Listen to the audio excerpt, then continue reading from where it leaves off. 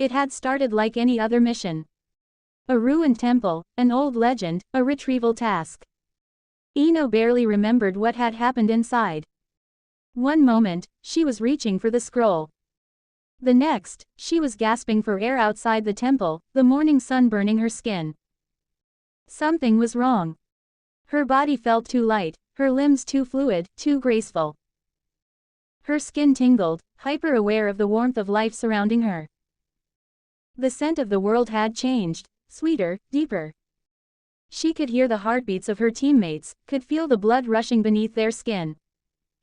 And deep inside her, something purred. Mine. The first death happened that night. Ino awoke in her apartment, her sheets damp with sweat, her lips burning. She felt different, stronger. As if something had filled the empty spaces inside her. Then she saw the news. One of the merchants from the market, a man she had brushed against earlier, felt the warmth of, tasted without understanding, was found dead. His body was perfectly intact, yet cold, his face frozen in an expression of blissful horror. She staggered back from the television, heart pounding. It couldn't have been her. It wasn't her. But in the mirror, her reflection smiled. She tried to resist. For days, she avoided contact, locked herself away, ignored the whispers crawling under her skin. But the hunger never stopped. And then, Shikamaru came. Ino, he said, leaning against her doorframe, arms crossed. You've been acting weird. His voice was calm, casual, too casual. His eyes studied her, calculating. He knew something was wrong.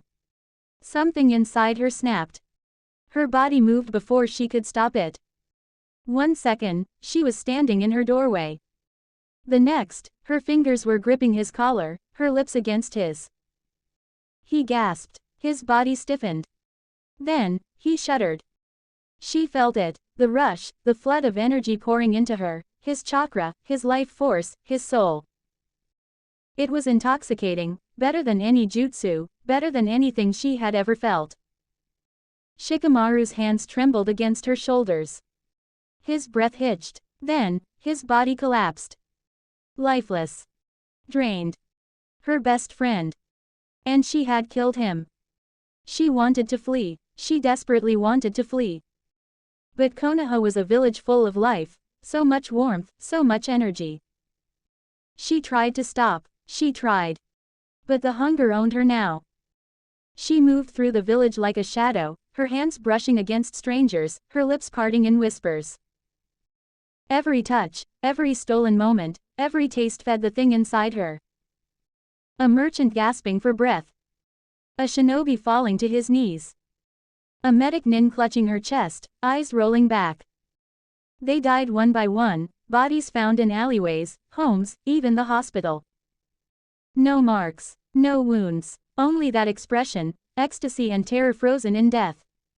The village whispered of a sickness, a curse.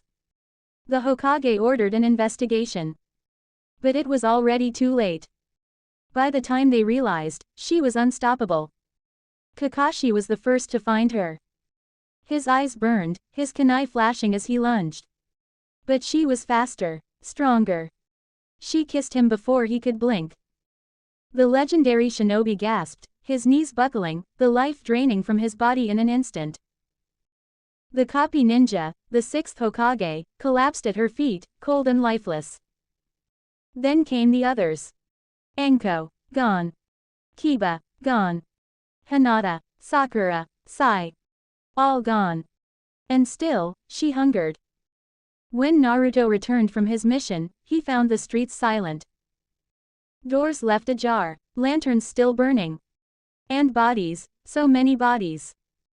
He stepped into the Hokage's office, his breath hitching at the sight of Kakashi's corpse slumped over the desk. And then, he heard it. A soft, lilting laugh. Ino, he whispered, turning. She stood there, waiting, her once bright blue eyes now pits of swirling darkness. Her lips curled in something almost gentle. Hey, Naruto, she purred, stepping forward. I saved the best for last. He barely had time to scream.